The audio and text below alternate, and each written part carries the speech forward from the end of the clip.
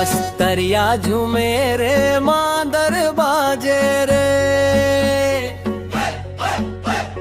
घोटुल के अंगना मन रतिहा साजे रे। बस्तरिया झूमे रे नाचे गावे रे, मोर छत्तीसगढ़ मैया के रंग बरसावे रे। इंद्रावती के पानी चमके, जंगल जंगल हरियर दम के, साल महुआ के सुगंध उड़े, संगी मन सब संग संग जुड़े।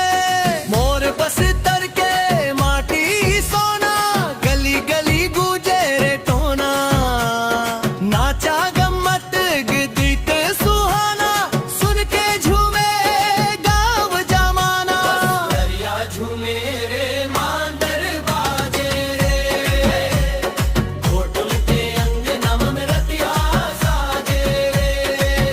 बस्तरिया झूमे रे नाचे गावे रे, मोर छत्तीसगढ़ मैया के रंग बरसावे रे। बस्तरिया झूमे रंग बरसावे रे।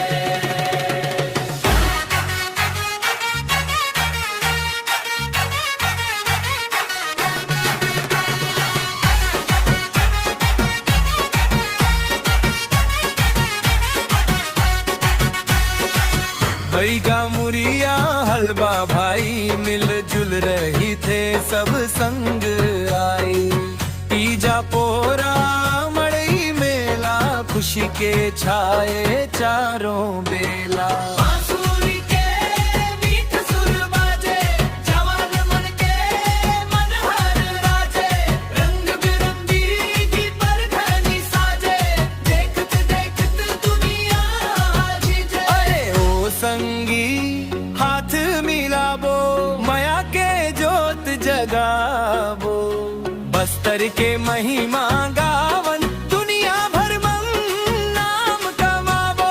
हाथ मिलाबो, माया के जोत जगाबो, बस्तरिया झूमे रे मांदर बाजे रे, घोटुल के अंगना मन रतिहा साजे रे।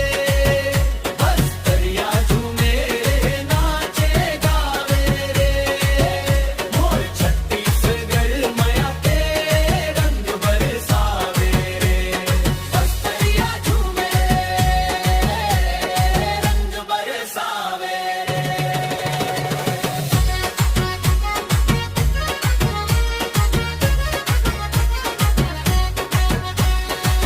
चित्रकोट के झरना गाथे, प्रेम माया के कथा सुनाथे, कांगेर घाटी हंसत दिखथे, धरती अपन रूप बिखेरा थे। धम धम मांदर गूंजत जावे, संगी मन सब नाचत आवे, गाँव गाँव लेके बोली, छत्तीसगढ़िया सब ले बोली।